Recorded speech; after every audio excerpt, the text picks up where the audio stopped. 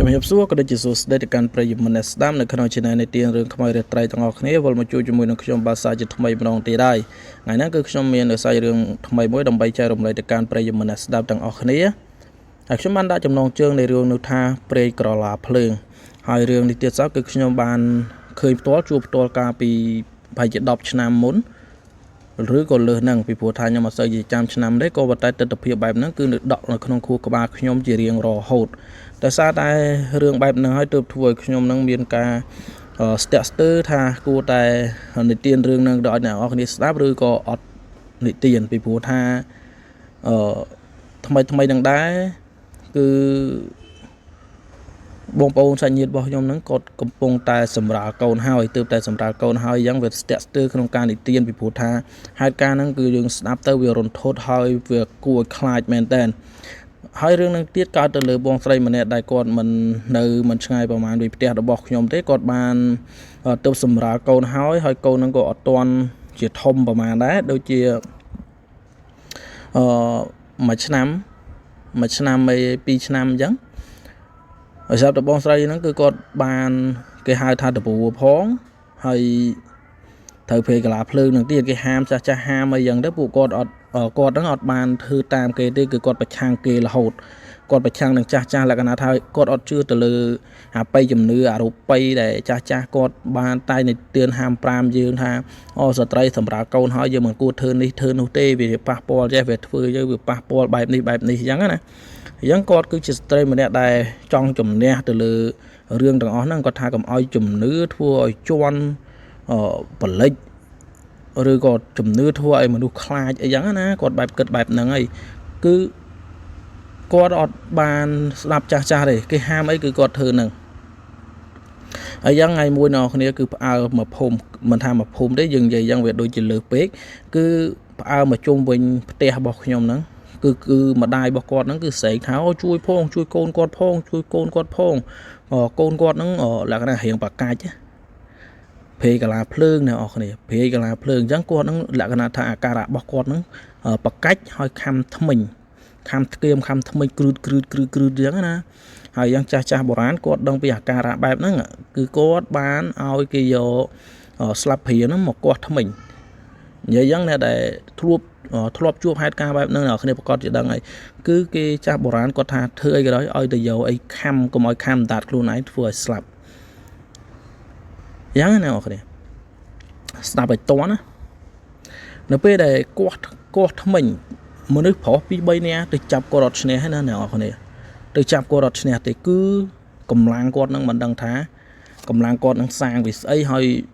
ហេតុអីទេបានជាមានកម្លាំងដល់ថ្នាក់ហ្នឹងមនុស្សប្រុស3នាក់ចាប់អត់ជាប់ទេម្ដាយរបស់គាត់នឹងគិតតែពីយំគិតតែស្អីឲ្យគេជួយទៅក៏ប៉ុន្តែពេលយប់ហ្នឹងគឺមែនអ្នកគ្នាគឺជួយគាត់បានមែនគឺចាស់អត់ដឹងថាគាត់ទៅរកស្អីខ្លះទេមកអ្នកខ្លះចាំយាមទៅហើយអ្នកខ្លះហ្នឹងទៅរកគ្រូម៉អីចឹងទៅអ្នកខ្លះទៅតាមពេទ្យអីចឹងទៅថាអាការៈរបស់គាត់នឹងហេតុអីបានទៅជាអញ្ចឹងហេតុអីបានជាអញ្ចឹងអីចឹងណាហេតុអីបានជាបកាច់ហើយខំថ្មិញអីចឹងហើយចាស់ហ្នឹងគឺគាត់ជំនឿរបស់គាត់គឺគាត់ថាព្រៃកាឡាភ្លើងហើយកូនរបស់អ្នកឯងហ្នឹងគឺព្រៃកាឡាភ្លើងហើយអត់ដឹងថាខុសស្អីទេចាប់ពីថ្ងៃនោះមកអ្នកគ្នាទោះគាត់ជាពីព្រៃកាឡាភ្លើងនឹងមែនក៏ប៉ុន្តែជាអត់ដាច់ទេដោយសារហេតុអីដោយសារតែគាត់នឹងមានដបួផងមកទោះចោះនិយាយឲ្យវារៀងលើសតិចទៅគឺខ្សែរបស់គាត់ខ្សែហោរបស់គាត់នឹងគឺធ្លាប់មានមនុស្សវិកលចរិតតគ្នាហ្មងហើយយ៉ាងទោះគាត់ជាពីអាព្រៃកាឡាភ្លើងហ្នឹងក៏ប៉ុន្តែគាត់នៅតែមានអាការៈបែបហ្នឹងទៀតដល់យ៉ាងទៅនៅជារៀងរាល់ថ្ងៃសិលគឺគាត់ធ្វើទុកមែនតើអ្នកជុំវិញផ្ទះរបស់គាត់នឹងគឺអត់បានដេកបានពូនអីទេគឺគាត់ស្រែកជេជេមនុស្សជេដោយពាក្យអសរោះជាទីបំផុតដែលខ្ញុំមិនអាចយកមកនិយាយប្រាប់អ្នកគ្នាបានទេពីព្រោះថាពាក្យជេយើងគិតទៅពាក្យថាជេគឺមិនមែនប្រុសទេគាត់ជេដោយអាភិហីចឹងណា គាត់គេដើរមុខផ្ទះឬសំឡេងគេអីចឹងទៅអ្នកដែលត្រូវធៀបមួយគាត់អីចឹងទៅគាត់ឲ្យស្រឡាញ់ឬក៏រាប់អានការដែលគាត់នៅល្អជាអីចឹងទៅគាត់ក៏និយាយស្រួលជាមួយប៉ុន្តែបើសិនជាអ្នកណាធ្វើឲ្យទាស់ចិត្តដូចជាម្ដាយរបស់គាត់ចឹងធ្វើឲ្យគាត់ទើសចិត្តគាត់ស្រែកហៅមីផងមឹងផងបចោផងអីផងចឹងដោយពាក្យផ្សេងដែលយើងពិបាកក្នុងការនិយាយដល់ពេលចឹងទៅគេអត់ដឹងធ្វើម៉េចហើយម្ដាយរបស់គាត់ហ្នឹងក៏ចាស់រៀងចាស់ដែរហើយយ៉ាងក៏អត់ដឹងធ្វើម៉េចទេមានតែហេតុផលមួយគឺយកគាត់ទៅចាក់ចង្វាក់សាកសម័យមើលអ្នកនរគ្នារុនធត់អត់កើតកូនទើបតែបានឆ្លងតលេទើបតែបានមួយឆ្នាំ2ឆ្នាំទេហើយកូនក៏មិនទាន់ជាដឹងអីប្រហែលដែរកូននៅតូចទេចុះហេតុអីបានជាម្ដាយទៅជួបរឿងបែបហ្នឹងយើងគិតដល់ចំណុចហ្នឹងទៅយើងគិតថាវារៀងរុនធត់ដែរវារៀងកំសត់ដែរអ្នកនរគ្នាมันរៀងកំសត់ទេគឺខ្សែជីវិតរបស់គាត់នឹងគឺកំសត់តែម្ដងហើយបន្ទុកទាំងឡាយហ្នឹងធ្លាក់ទៅលើយាយធ្លាក់ទៅលើម្ដាយហ្នឹងដែលត្រូវចិញ្ចឹមកូននឹងតាំងពីតូចក្រូចឆ្មារហូតដល់ធំទៅហើយបច្ចុប្បន្នហ្នឹងកូនហ្នឹងគឺធំហើយគាត់បានរៀនចប់រៀនអីហើយយ៉ាងគាត់បានរៀននៅសាកលវិទ្យាល័យអីយ៉ាងទៅអាហ្នឹងយើងគួរឲ្យទៅសើគាត់ដែរដោយគាត់ខិតខំប្រឹងប្រែងរៀនសូត្រតែគាត់អាចសម្រេចនៅក្តីសម័យរបស់គាត់អីយ៉ាងណាក៏ប៉ុន្តែម្ដាយរបស់គាត់ហ្នឹងគឺនៅតែបែបហ្នឹងរហូតគឺអត់ជាទេហើយនឹងមួយទៀតខ្ញុំអត់ចង់និយាយរឿងគាត់ច្រើនទេពីព្រោះថាយើងនិយាយទៅមានអារម្មណ៍ថាអួលដើមកអីចឹងខ្ញុំលើកទៅរឿងមួយទៀតតាក់ទងនឹងតបួរបស់គាត់ហ្នឹងនៅពេលដែលចែហ្នឹងគឺគាត់បងស្រីហ្នឹងគឺគាត់ខ្លាំងគឺលក្ខណៈថាថ្ងៃសិលចឹងគឺគាត់ខ្លាំងគាត់ជួយគេបចោគេអីចឹងទៅបែបអីផ្សេងចឹងទៅថ្ងៃសិលហ្នឹងគឺគាត់ខ្លាំងក៏ប៉ុន្តែនៅថ្ងៃធម្មតាដូចជាថ្ងៃវាអត់ទាន់ដល់ថ្ងៃសិលទេណាធ្វើឲ្យ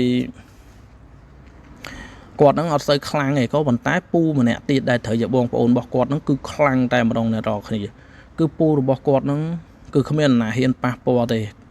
ហើយប្រវត្តិរបស់ពូរបស់គាត់ហ្នឹងគាត់ធ្លាប់ជាម្សាដែរក៏ប៉ុន្តែគេហៅថាតបួហ្នឹងខ្ញុំសូមបញ្ជាក់អ្នកគ្នាម្ដងទៀតចុះតបួហ្នឹងប្រៀបដូចជាការឈួតលក្ខណៈវិកលចរិតជាជួរជាខ្សែមកត្មងហ្នឹងហើយយ៉ាងគាត់តែពូហ្នឹងគឺគាត់បានគ្មានអ្នកណាហ៊ានចាប់ចងគាត់ទេគាត់ហ្នឹងប្រៀបដូចជាមានញៀនទី6យ៉ាងអ្នកគ្នាកាលពី10ឆ្នាំមុនហ្នឹងគាត់ហ្នឹងជួបហេតុការណ៍គាត់មានអាការៈហ្នឹងម្ដងហើយដោយពេលនោះដែរយើងនិយាយទៅវាកំសត់ចូលដល់រឿងកំសត់មកថ្ងៃហ្នឹងអ្នកនរគ្នាពេលនោះដែរគឺឪពុករបស់គាត់នឹងបានស្លាប់ឪពុករបស់ពូនឹងគាត់ស្លាប់អញ្ចឹងណាហើយបងប្អូនគាត់និយាយត្រូវគ្នាទេគឺគាត់តែងតែជំទាស់គាត់នឹងគឺចង់ឲ្យយកឪពុករបស់គាត់នឹងទៅបញ្ចុះមានន័យថាយកទៅកប់ណាប៉ុន្តែបងប្អូនទាំងអស់គាត់ថាកប់នឹងវាពិបាកហើយអញ្ចឹងសុំយកទៅបូជាគឺគេមតិភាគច្រើនគឺគេយកទៅបូជាគេអត់យកពុករបស់គាត់ទៅកប់ទេប៉ុន្តែគាត់ចង់ឲ្យយកពុករបស់គាត់ទៅកប់នៅមុំសែដែលគាត់គិតថាជាកន្លែងចំណាំថាសែហ្នឹងគឺជាសែរបស់គាត់ហើយមានភ្នោរបស់ឪពុករបស់គាត់ហ្នឹងគឺជាតំណាងដល់យ៉ាងទៅគ្មាននរណាស្ដាប់គាត់ទេនៅគ្នាចង់បញ្ចប់នៅពេលដែរសម្រាប់ចុងក្រោយគឺគេយកពុករបស់គាត់ហ្នឹងទៅបូជាមានន័យថាយកទៅដុតធ្វើឲ្យគាត់នឹងមានការខឹងស្វាខ្លាំងគាត់ខឹងគេខឹងឯងហើយនៅពេលនោះដែរគឺគាត់ចេញអាការៈបែបគាត់ពីមុនមកទៀតហើយគឺគាត់បានដើរតឯងនិយាយតឯងអីចឹងក៏ប៉ុន្តែវាក៏ចរិតរបស់គាត់ជាតពួរហ្នឹងគឺកាចខុសគេខុសឯងអ្នកនរគ្នាគឺគាត់តែងតែកំលឿនធ្វើបាបសម្លុតអ្នកដែលទុនខ្សោយអ្នកដែលថាត្រង់ខ្លាចគាត់ណាគឺគាត់បញ្ចេញអាការៈមកបែបហ្នឹងគឺធ្វើឲ្យអ្នកភូមិខ្លាចរអាលគាត់ថ្ងៃមួយហ្នឹងគឺអ្នកភូមិមេភូមិដែលនៅក្នុងភូមិរបស់ខ្ញុំហ្នឹងគឺគេពិភាក្សាគ្នាថាតើយើងធ្វើបែបម៉េចទៅលើពូម្នាក់ហ្នឹងពីព្រោះថាពូម្នាក់ហ្នឹងគឺគាត់ធ្វើឲ្យអ្នកភូមិខ្លាចដោយខ្លះទៅយប់ទៅគាត់ដើរស្រែកដើរជ្រៀងដើរស្រែកអាឡែអាឡូតាមផ្លូវតឯងអីចឹងណាធ្វើឲ្យពេលខ្លះទៅអ្នកដែលទៅកាប់អស់ទៅរកត្រីឬក៏អ្នកទៅជាប់ត្រីនៅតាមវាលស្រែនៅតាមបឹងបួហ្នឹងនៅពេលដែលឃើញគាត់ហ្នឹងពេលខ្លះអ៊ំស្រីចាស់អីចឹងទៅគាត់ក៏បង្ហាញអាកប្បកិរិយាមួយដែលវាមិនសមរម្យនៅក្នុងការនិយាយគឺគាត់អាក្រាតកាយហើយអ៊ំស្រីអញ្ចឹងគាត់ខ្លាចថាជុំបើអាក្រាតកាយយ៉ាងឧទាហរណ៍ស្មាតទោសណាបើសិនជាគាត់មកចាប់ រំលោភចាប់អីយ៉ាងទៅវាអាក្រក់មើលចុះអាឡៃហ្នឹងមកតង់យើងខ្លាចមកតង់ណាចុះបើគាត់ឈានទៅដល់ការសម្លាប់ទៅទៀតរំលោភឲ្យសម្លាប់អីយ៉ាងទៅតើកំហុសអ្នកណាធម្មតាទេអ្នកគ្នាច្បាប់នៅក្នុងប្រទេសកម្ពុជាយើងគឺអត់មានច្បាប់ដាក់ទោសមនុស្សឈួតទេក៏ប៉ុន្តែដល់យ៉ាងទៅណាប៉ុន្តែដល់ពេលគេឃើញបែបយ៉ាងច្រើនអ្នកពេកអ្នកកាប់អស់កាប់អីយ៉ាងគេឃើញអាក្រាតកាយបែបមើលទៅវាអត់សមនឹងភ្នែកណាហើយគាត់ចេះតែសម្លុតចេះតែដេញអីយ៉ាងទៅខ្លះរត់ដេញគ្នាឡើងរបូតខោរបូតអីអស់ហើយយ៉ាងទៅអ្នកភូមិក៏ប្រជុំគ្នាទៅក៏បង្កើតជាក្រុមមួយថាបើសិនជាឃើញពូម្នាក់ហ្នឹងនៅកន្លែងណាត្រូវតែចាប់កន្លែងហ្នឹងចាប់ចងដាក់ច្បាក់ហ្មងមិនចាប់ធម្មតាណាគឺគាត់អត់ចូលគាត់អត់ចូលភូមិទេគាត់នៅតែតាមវាលតាមអីដាំអាលឹកដាំអីណាគាត់បែកកំណត់ទៅណាទៅណីឆ្កុយអញ្ចឹងទៅដល់ពេលថ្ងៃមួយលោកមេភូមិណាគាត់កំពុងតែប្រជុំគ្នាថាងនិយាយពីដើមគាត់និយាយលេគាត់មកពីក្រោយណាអស់គ្នាគាត់ស្រាប់តែមកពីក្រោយសួរគេថាពងធ្វើអីមានណាអ្នកអស់គ្នាអើយអាដៃរបស់គាត់ហ្នឹងគឺគាត់កាន់កបិតកបិតហាន់ដើមចេកឲ្យជ្រូកណាអ្នកអស់គ្នាហាន់គេហៅថាហាន់តកួនហាន់អីឲ្យជ្រូកឲ្យមុខឡើងសស្ញាចឹងអ្នកអស់គ្នាហើយកបិតហ្នឹងទៀតគឺគាត់បានពីផ្ទះខ្ញុំពីព្រោះថាផ្ទះខ្ញុំហ្នឹងពីមុនហ្នឹងចិញ្ចឹមជ្រូកចិញ្ចឹមសេះអីយ៉ាងទៅដល់យ៉ាងទៅអាកបិតហ្នឹងទុកនៅលើស្នៀតផ្ទះហ៎អញ្ចឹងគាត់ក៏យកកបិតហ្នឹងវាណាហ៊ានធ្វើអីគាត់ទេអ្នកនរគឺគាត់ចង់បានអីគឺទៅតែបាននឹងឲ្យគាត់ហើយដល់ពេលអញ្ចឹងទៅគ្រាន់តែសួរថាធ្វើអីហ្នឹងគ្មានទេអ្នកនរគឺមេភូមិហើយនឹងអ៊ំប្រហែលអ្នកទៀតបែកវងគ្នាតែម្ដងគាត់ថាវីចុះមនុស្សអីក៏ខ្លាំងម្លេះគ្រាន់តែនិយាយដើមដង្ហើមដល់មកតម្ងហើយអញ្ចឹងទៅគាត់ក៏ហត់មិនហត់ទេបែកវងគ្នាទៅផ្ទះអស់ទៅអញ្ចឹងវិធីសាស្ត្រហ្នឹងគឺអត់កើតទេក៏ប៉ុន្តែនៅថ្ងៃសិលអ្នកគ្នា15កើតពេញបរមីដល់កន្លែងហ្នឹងណាអ្នកគ្នា15កើតពេញបរមី